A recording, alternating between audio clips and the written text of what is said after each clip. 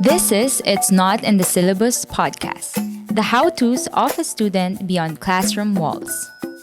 This is the podcast where you, yes you, get to learn what they don't teach you at school and ace that test called life, or at least get a passing grade and get by. It's Not in the Syllabus is a podcast brought to you by the Adventist International Institute of Advanced Studies, together with the Student Association, where we feature stories by the students and for the students.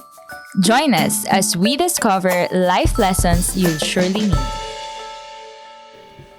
Welcome guys to another episode of It's Not in the Syllabus. So this month of August, we are going to be talking about meaningful life in a graduate school.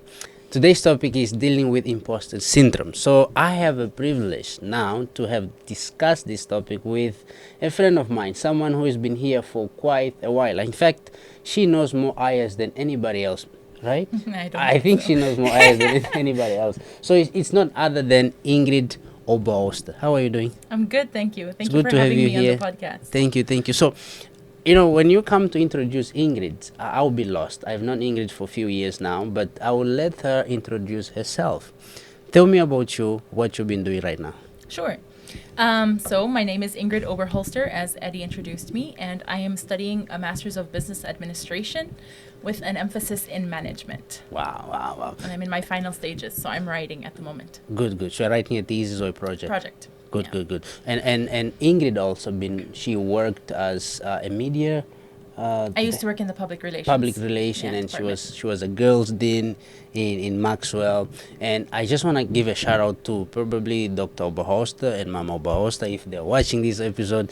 We miss you around here, and I miss your mom. I miss your mom particularly because of the passion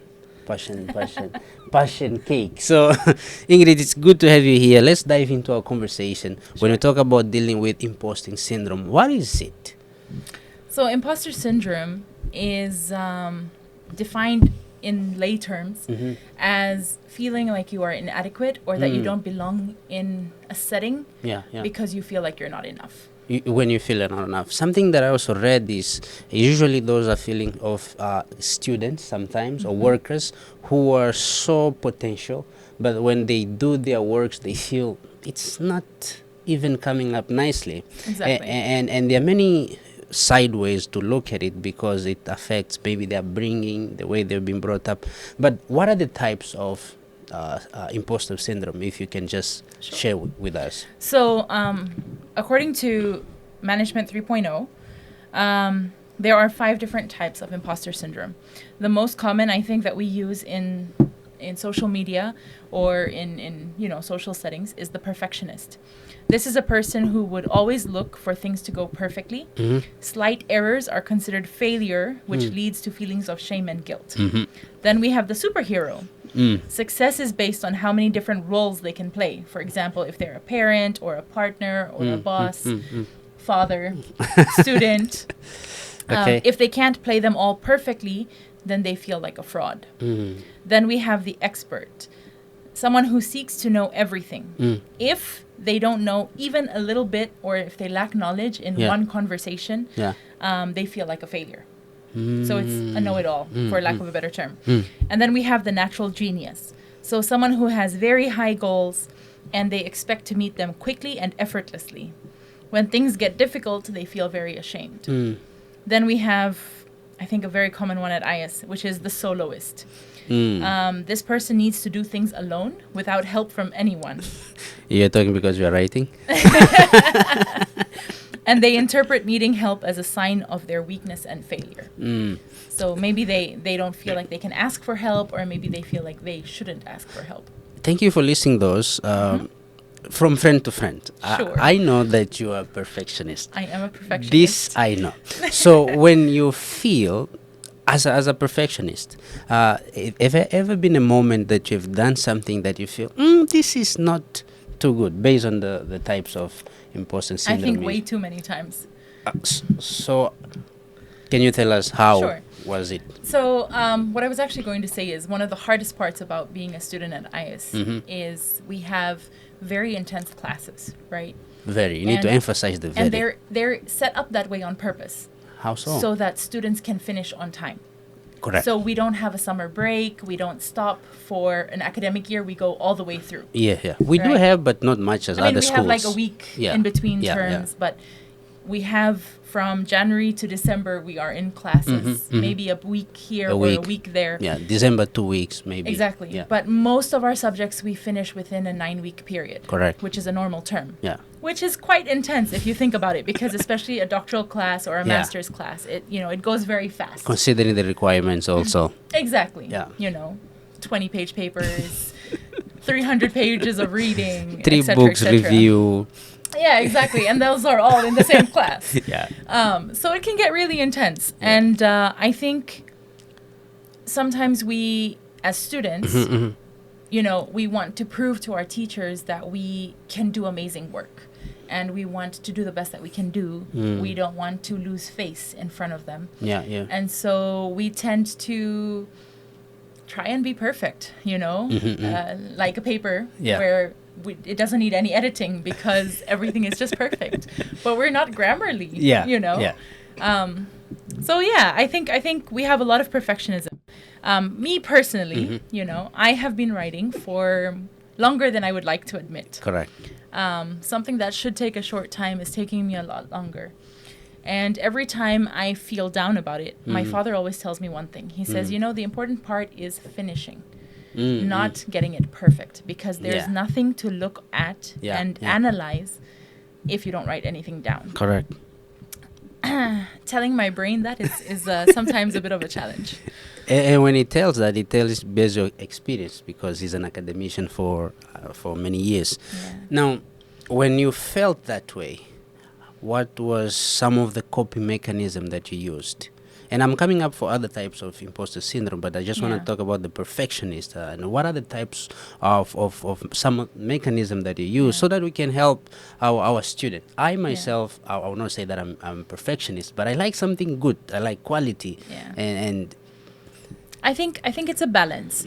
So one of my professors in college, he's an author actually. His name is Dr. Chris Blake. okay. He always used to say that you can never do, well, not never, but you cannot always do your best. So it's more important to do your balanced best than to do your best. Your balanced best. Your balanced I like that. best. Because maybe you can't always be the perfect mother and the perfect student. Right? We have a lot of students here who are married, who have children, who Yeah. have other responsibilities. Correct. We have some students here who are working full-time and studying as well, Full-time, especially our online students. Yeah. We all play multiple roles in life, Correct. and we can't be perfect at every single one. Correct. Sometimes one takes a little bit of a sacrifice. Yeah.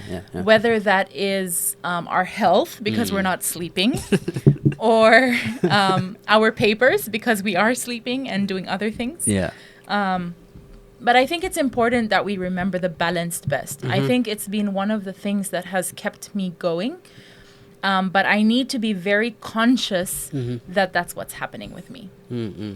So when I remind myself, okay, hey, you're being a perfectionist, Yeah. and you're human. You're going to make mistakes. Yeah. It's not possible to always do everything perfectly. Yeah. I'm a writer, Correct. creative writer actually, yeah. and I come with a communication background. Correct. And as my communication background, there's always room for improvement. There's always room to do something differently.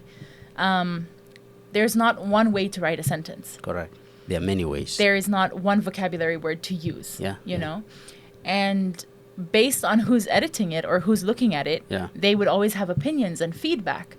So I think it's important to just realize that getting through is better Yeah.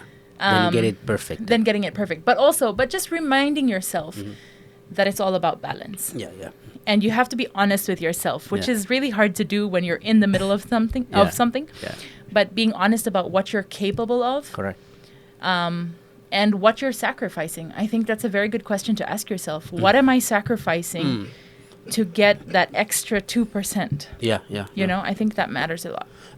When you talk about being perfect or perfectionist, as you're sharing your points, in my mind, I ask a question Is it bad to be a perfectionist?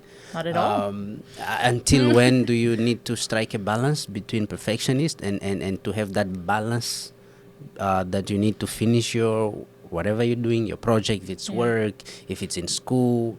But how do you put that balance? So in between perfectionist and someone who accomplished the task. Yeah. So I think it's important for us to remember that we're human beings. Yeah. And part of being human means that we're never going to do the right thing 100% of the time. We believe that only Jesus was perfect. Yeah. Right? Yeah. And we fail every single day in our spiritual journeys. Correct. And I think it's important for us to realize that if we can't be perfect in our spiritual journey, I don't think we can be perfect in any other journey that we take. Correct. We have to embrace our imperfections. And by pretending that they're not there, it actually hurts us more than it helps us. Correct, correct. So being honest with ourselves and saying, look, I am a perfectionist, but I'm imperfect.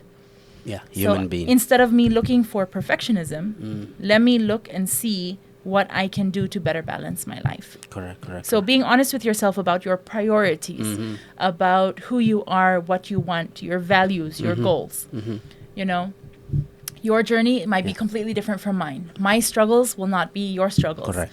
The balance that I need to strike is not going to be the balance you need to strike. Yeah. For example, if we're in the same class, I might spend 3 hours on my homework and you might spend an hour on your homework. And we might be able to produce the same graded paper, right? Like a 94%. But it doesn't mean that because I spent extra time on it, that it's going to be a higher grade. Correct. Yeah. And we also learn differently. Exactly. Exactly. There are so many ways to learn. But when you say you spend 3 hours in your assignment, I will spend less, it's always the opposite. I don't think so. I will spend 6 and you spend 2. So Ingrid, too much of a perfectionist. look at that way. When you talk about the imposter syndrome, one of the things that really hurts is when you accomplish a task as a perfectionist, you say this is good, but then again you receive a feedback and they trash your work. Yeah. We are in academics setting. Yes. And I'm not saying that professors are meant to trash our work, No, not at all. because they come with a vast of experience. They probably, let's say, research. When you are conducting a research, a thesis, a dissertation, I've learned that also your professor is immersed in your research. Is actually learning a new thing. At the same time. At the same time. Some of them need to be more humble than others, but so there are times where they are into your research more than you.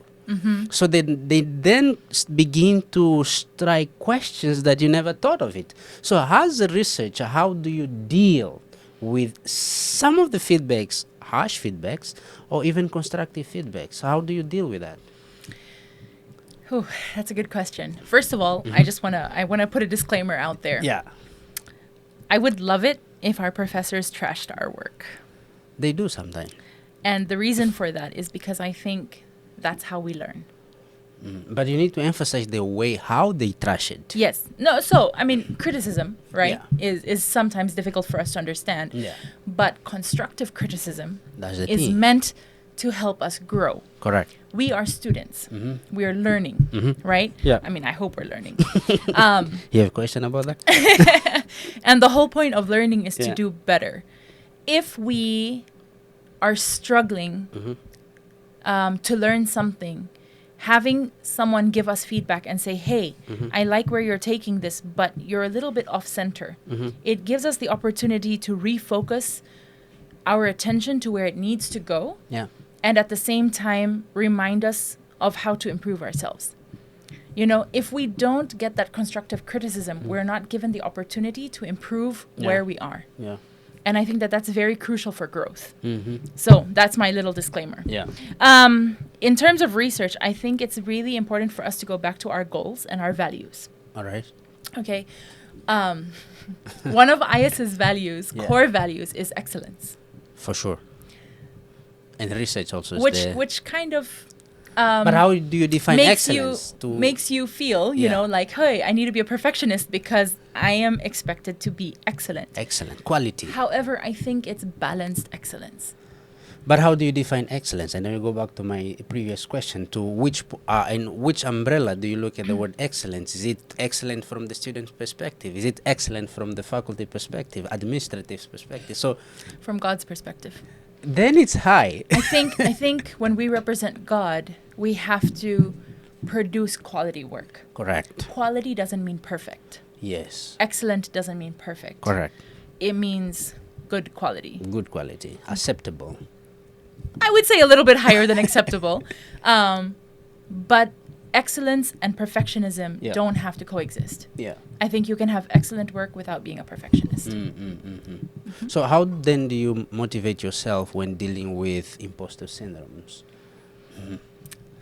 I think it's important to remember that you, as a human being, cannot be your best person. Yeah. You cannot Controversial, be I know. Say it again. Say it again. You Say it again. cannot be your best person without Emphasize God. that.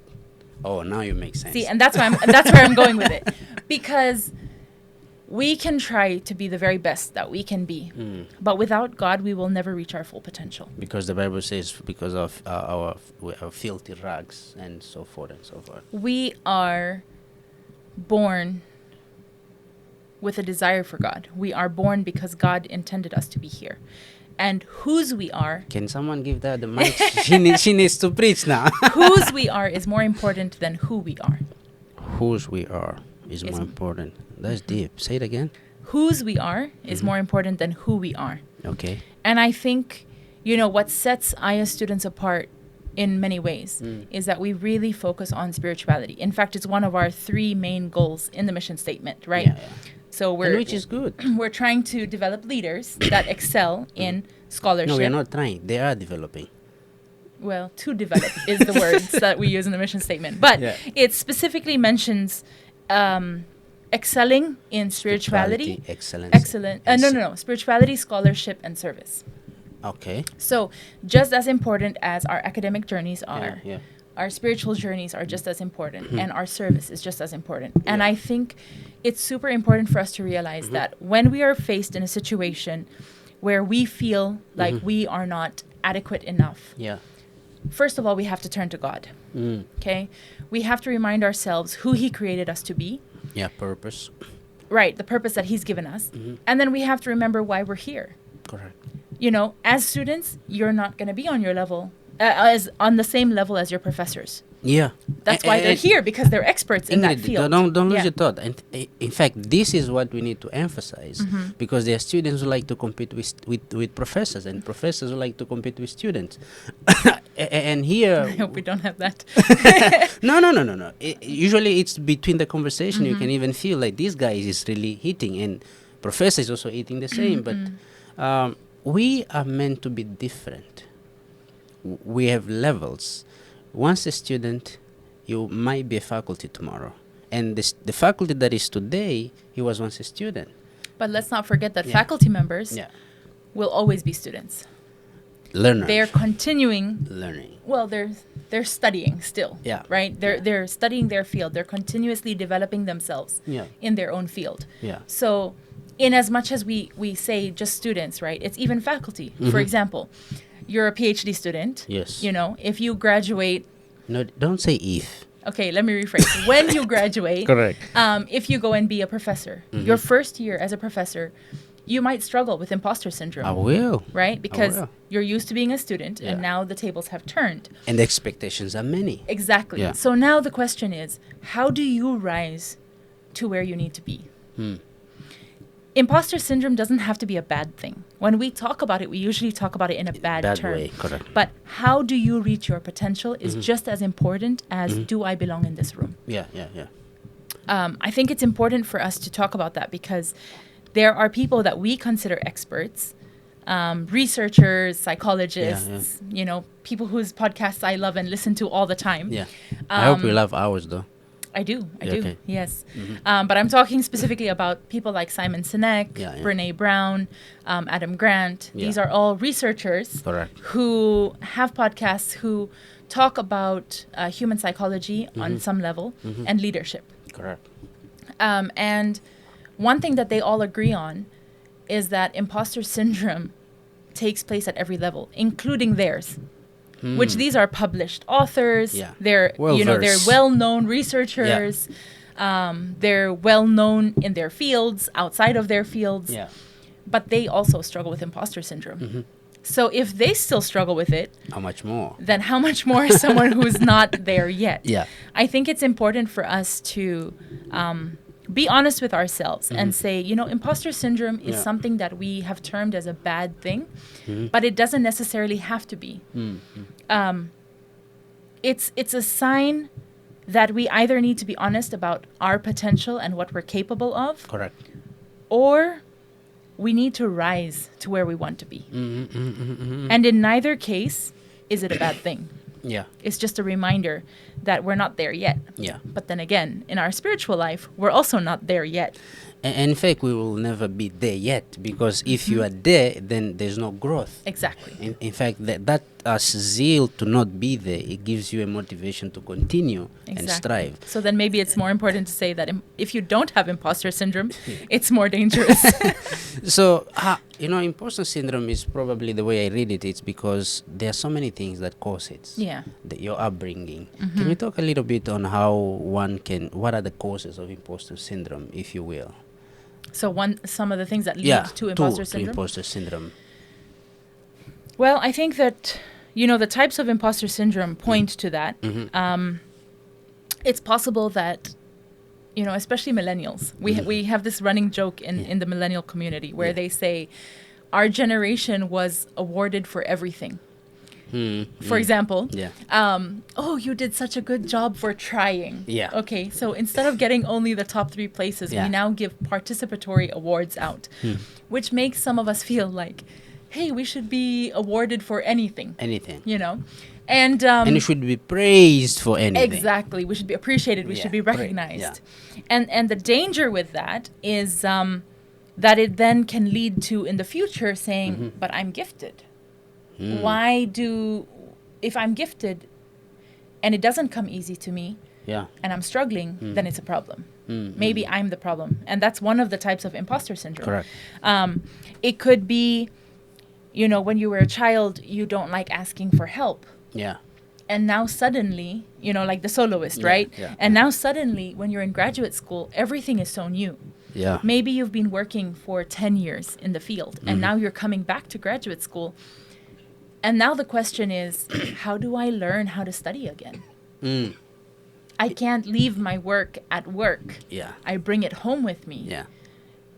Am I spending 3 hours outside of the classroom for every hour I spend in the classroom? Yeah. Which, by the way, I believe is the ratio for how much we're supposed to as graduate students. 9 hours in the library, I think. Yeah, something like that. Yeah.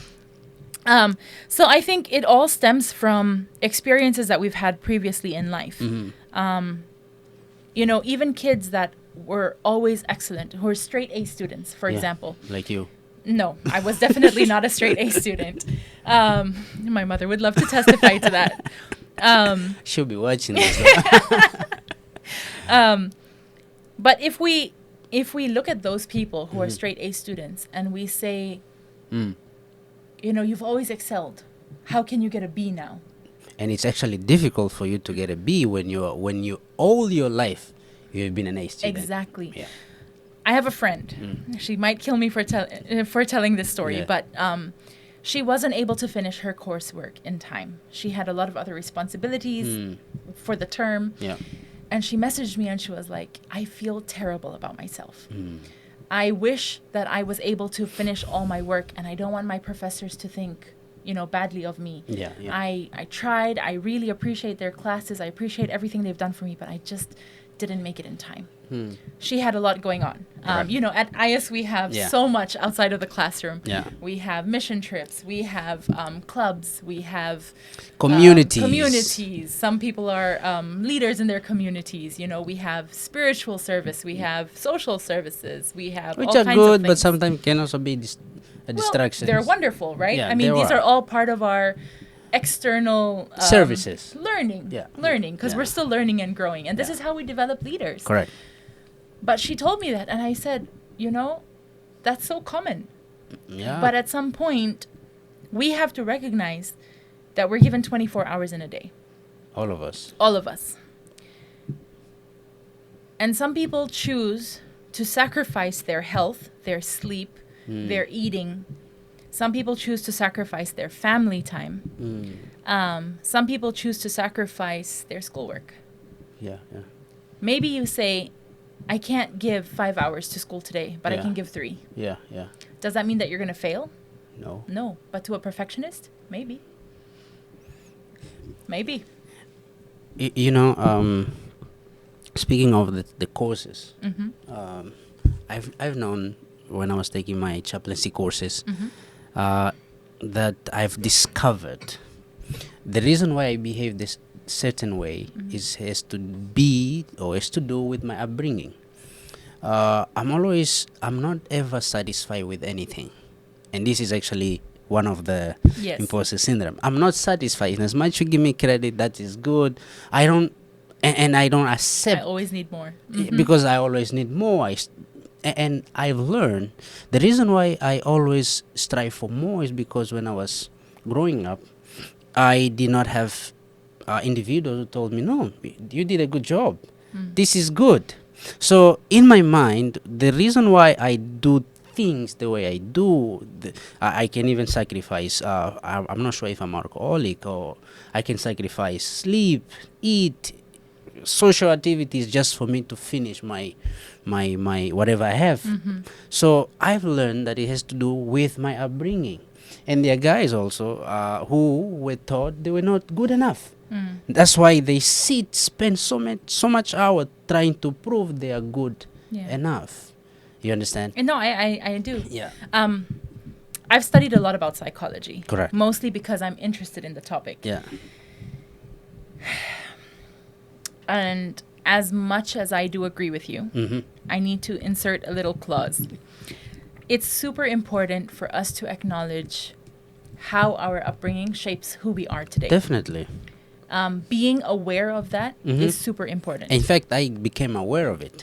Yeah, I think now I Yeah. operate in a different way. Yeah, self-awareness is yeah. so important. Yeah. But I do want to emphasize that too. Because we're friends, Yeah. I know this about you. And I think it's important to point out. Once we become aware of how our childhoods, our upbringings Correct. have shaped us, our experiences Yeah. overall, Yeah. right? Because sometimes it doesn't end at childhood. Correct. As much as our experiences have shaped us, it is equally important for us to work on changing that narrative. Yes, this may have happened in the past. Yeah. But what it means is that I need to be aware of it moving forward. Correct. So, like earlier we said, when you have imposter syndrome, right? I said one of the ways I deal with it is Yeah. being honest with myself. Hey, I'm being a perfectionist. Yeah. Why am I being a perfectionist? It Yeah. could be that, the Yeah. expectations were high of me when I Yeah. was younger. Yeah. But okay, that is the past. How am I going to handle it today? Today. How are my experiences in the past going to shape my future? Yeah. Yeah. And as students, a lot of what we're doing is unlearning and relearning, Yeah. Yeah. Yeah. Yeah. Yeah. right? Yeah. For example, we've all written before. Yeah. Maybe you're writing APA for the first time. So all the rules that you know about research It's not the same. are important to keep in mind, Yeah. but the formatting in which you do it might change. And we have to be able and open to unlearning what we already know Yeah. and relearning in order to succeed. And this is a call for humility. Sometimes you have to Absolutely. be humble to learn. You know, I have two friends of mine, which I want to give them a shout out. They are as a couple, Novato and Susie. Those are pastoral guys. So whenever they look at me, they say, Eddie, why are you so perfectionist? And I don't see myself as a perfectionist. But one thing that I enjoy doing is to do something good. And I will feel bad. Quality. Yeah, good quality. I'll feel bad if I've not done, which is good. Sometimes I can even I'm invited to speak here and there. Sometimes when I don't feel like now the message is talking to Yeah. me, because the danger we preachers do is we think the message is for those who are listening. But when the message is not talking to me, I can communicate to the church in advance, guys. I don't think I'll make it. We're about to close our conversation. Yeah. We're about to wrap our conversation, which has been good, by the way. What is the role of Scripture when it comes to imposter syndrome. We talked about this. We said we need to acknowledge our limitation. We are imperfect human being. We are born with a desire not to do good, but sometimes we don't reach there. So what is the role? Do I say the role of scripture, or what is the role of spirituality when it comes to imposter syndrome? If I can redirect your question just a little bit. I think that the importance of having God at the center of life. If I can give a little illustration. Go ahead. When I was a child, there was a children's story that was done in our church here at AIIAS, actually. They took an empty jar. Yeah. They filled it with water. You still remember that? And then they filled it with rocks and sand. Yeah. If you put the water in first, it doesn't all fit. But if you put the rocks in first, and then the sand, and then the water, it all fits. Wow. Even if you're using the same volume of all those things. Okay. Why? Because the order matters. Right? So this was supposed to be about priorities. Yeah. When you focus on God, and God is at the very center of your life, everything comes into place. Correct. And I think one of the things that we struggle with as perfectionists is thinking that we can do perfect work. We cannot do perfect work. We have to partner with God to be able to do good things. Good things. Because we're not perfect at We're the end not of the day. We are not perfect at the end of the day. What are the things? One last thing. Yeah. What will be the message that we give to a graduate student who is listening in AIIAS or even outside of AIIAS when it comes to imposter syndrome? What will you tell that person in few words? You can look at that camera if you will. So whether you're a student or a faculty member, whether you're just a human being that's come across this this podcast, imposter syndrome might be the best thing that ever happens to you. Because it gives you an opportunity to reevaluate where you are, whose you are, and what you're capable of. All right.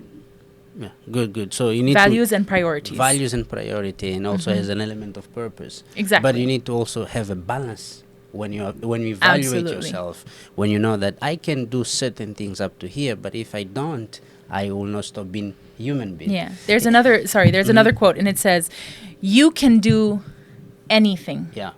But you can't do everything. Everything. And the Bible says I can do all things through Christ. Through Christ. Who strengthens me. But there's also a limitation because we can't do everything. Just not at the same time. Yeah. You can do anything, just not at the same time. It's good. Yeah. So it's good to have you here. Thank you. Thank you for having me. We enjoy our conversation. Yes. And this has been a discussion of dealing with imposter syndrome in graduate school. This month we are dealing with meaningful life in graduate school. So we finished our podcast, but before we go on with our podcast, or before we close, we are here at AIIAS, and I'm sitting here with a business student. I'm also a business student. Have you ever been classmates? I don't think so. Okay, we are both. But same department, yes. Yeah, we are in the same department. So AIIAS offers a graduate school. In graduate school, they offer a master's of business with different emphasis. Will you tell us some of the emphasis? Sure.